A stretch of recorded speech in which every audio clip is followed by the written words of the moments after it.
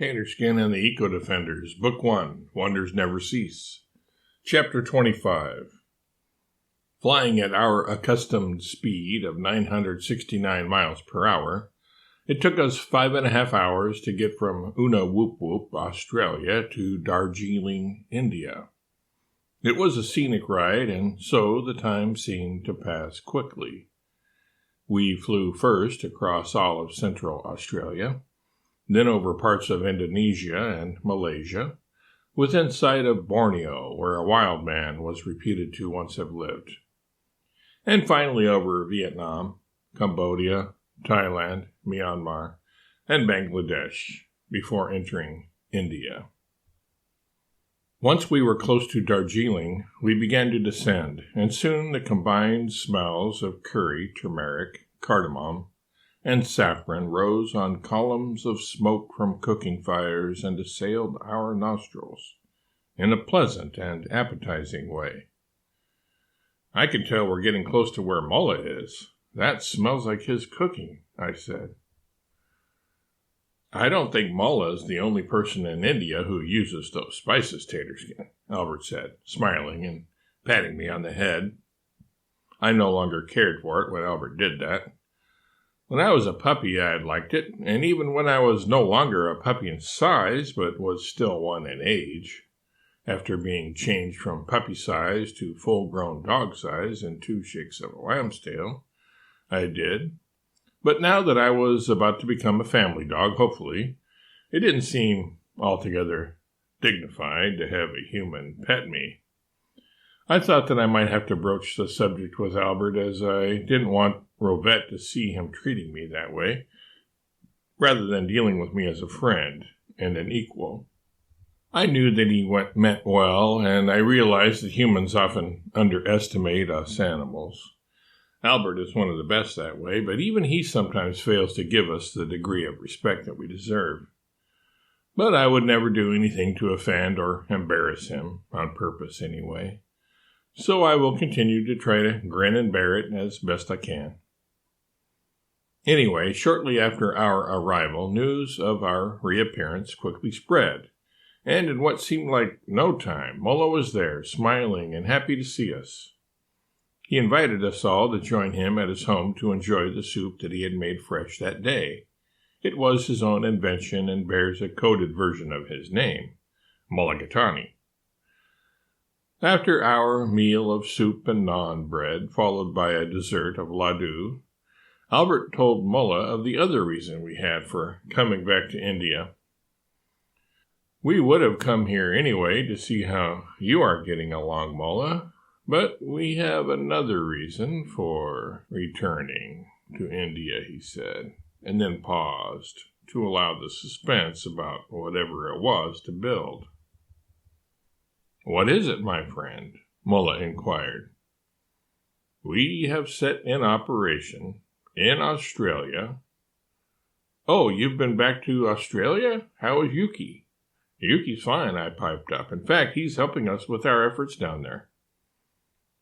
Mullah could understand me because he, too, as do most people in 2525, was wearing a doodle a little.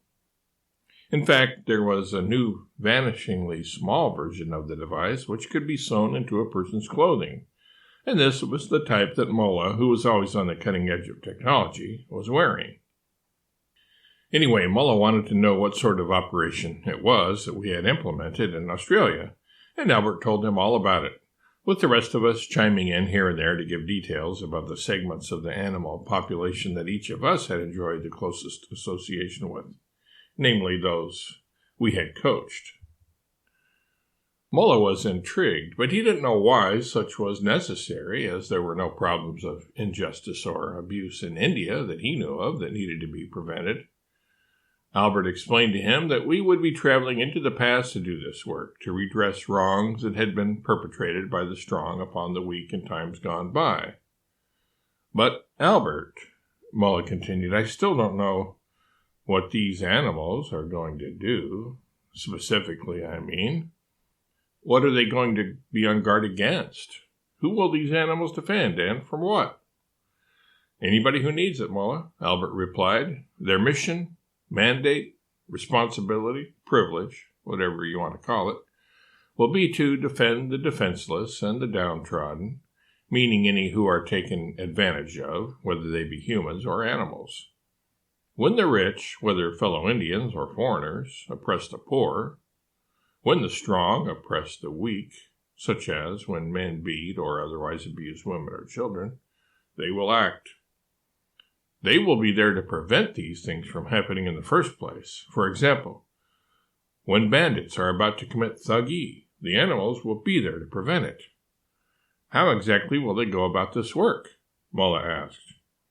We and our team will first warn the would-be perpetrators of evil deeds about the repercussions to them of attempting such. We will make it clear to them that they will not get away with things of that nature. When the warnings given are not heeded, the animals will then threaten them. If the threats are not believed or heeded, the animals will then be forced to act on those threats, but only to the extent necessary. Their goal will be to avoid killing anyone or even causing serious injury. They will harass, they will harry, and only when this is not deterrent enough will they feel compelled to inflict physical pain. In what way? What will they do exactly? Mullah persisted. They will knock the evildoers down, kick and trample them a little, even scratch and bite them if that is necessary, but they will always strictly avoid deliberately killing them. The animals will work together, proving to be an impenetrable and invincible force that cannot be denied or defeated. Mullah was somewhat satisfied with this explanation, but still wanted to know more specifics. Which animals do you plan on recruiting here in India, and what would be their mandate precisely? Which species of animals would you recommend for this type of work, Mullah? You are more familiar with Indian fauna than any of us are. Mullah stroked his chin, looked up at the ceiling, then down at the floor, then up at the ceiling again, and made some low sounds that seemed to be a cross between a snore and a contented grunt.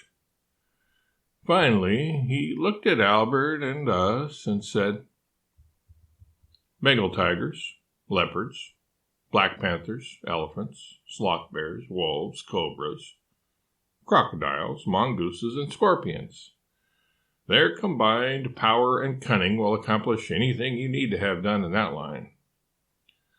Mullah sat, Indian style, deep in thought. Finally, he said, I will go with you. Perhaps you will need some other advice that only a native could provide. Are you sure, Mullah? Your life here is perfect, and you are obviously content. Mullah held up his hand to stop Albert. Yes, I am sure, my friend. I will come back here in due season, and without losing any time in the process.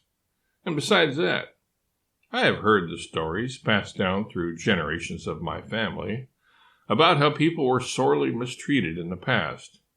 I would like to go back and have a share in preventing at least some of those things from happening.